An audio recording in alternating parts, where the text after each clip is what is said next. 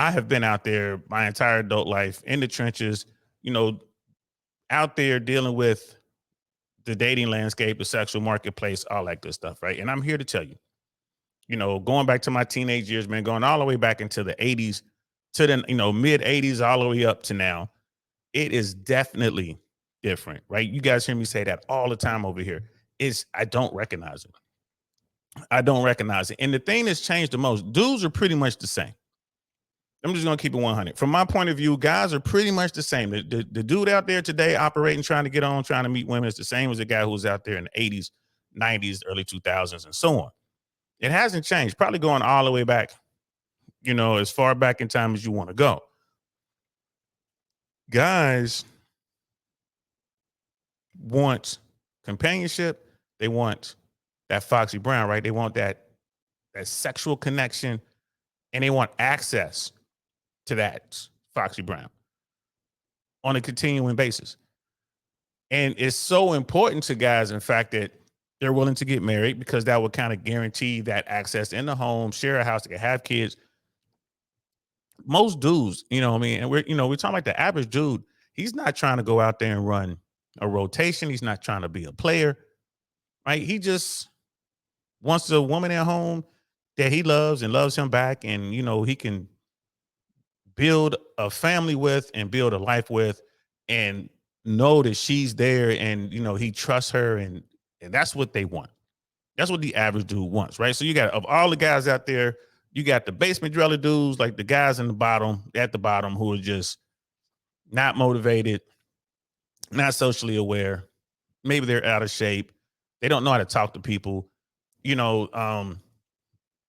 not winners. They're not used to winning. They don't want to put in the hard work. They're always looking for shortcuts, probably still living with their parents or their grandparents or something like that. Or these dudes who just kind of rent a room and just, that guy. You got them, right? I call them the bottom 80 basement dwellers, right? Then you got the mid-tier guys, which is the vast majority of men. They're hardworking. Most of them are God-fearing. They're fearing some sort of God. They believe in truth. They believe in justice, the American way. You feel me? They understand right from wrong. They're not afraid to work hard. Some of those guys are natural leaders. They get involved in organizations. They're involved with the church or whatever religious group they affiliate with. They get involved in politics. Right?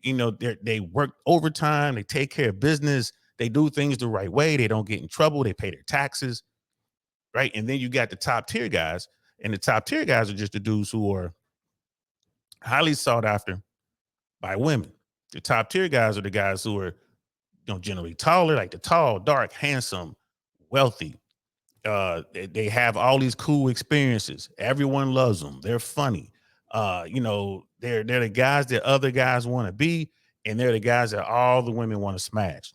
Top tier dudes, right? So that's pretty much how we look at it, right? Those, you got the bottom tier, middle tier, top tier, right? And the middle tier is the tier that drives our society, in my opinion. It's that middle tier that America's built on. It's that middle tier where the good guys come from. That's the solid men, right? These are the men that women say they want, but these aren't the men that women pursue readily, right? More often than not, the middle tier guys are the women or the men that women end up with, right? So when you're talking about the middle tier and top tier guys, I think these pointers, will help.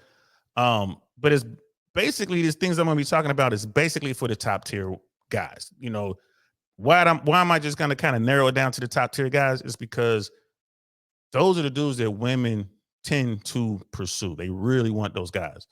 And I'm seeing a lot of women out there who aren't really necessarily seeing that success, right? So you look at Ebony K. Williams, a very beautiful, very successful, right, woman, educated, had a great career, right? She's checked all the boxes except for a husband. She could not get the husband that she wanted. And right now she's gone viral for some statements she made. She made some statements in the past about I wouldn't date a bus driver unless he owned a bus because, that's her preference. She want the top tier guy. I don't want just a bus driver. I want the guy who owns the bus company. Okay, fine. That's great. No problem. But now she's put out something that came out. It hit last night. We did a late show on it last night where she's talking about maybe she made a mistake. Maybe she should have, while she was in college, while she was young and at her peak, with her youth and beauty, when she was the most desired by all the men out there, all three groups, maybe she should have been focused on finding a husband just as focused as she was on getting that degree, right? She came out and said some stuff like that, man. And I'm pretty sure, people are still, getting in her over it, but she was making some pretty valid points. And there's points that people over here on this side of the internet are familiar with. She's talking about sexual market value. She's talking about how a female value shoots up early on. Like they're kind of born with their value. And then after a certain point, it drops off fast. Whereas guys, they're not born with anything. They have to go out there and they have to attain and create their value. And when that happens, they kind of go kind of like this. And then all of a sudden they hit that point where they're already taking off and then their value starts to skyrocket. Around the same time, the woman's value starts to decline age-wise. So when you got a guy who's in his late 30s, early 40s, and he's done the work, he's found a success, man, his value is like skyrocketing. Whereas his female counterpart, her value is starting to decline no matter how beautiful she is, no matter what her body looks like. The fact that she's older puts her in a cohort of women that just don't get the same amount of attention that they did when they were much younger. So if you're a 42-year-old woman, you're not getting nearly the same amount of attention from men that you were getting when you were 22 and 32 and so on.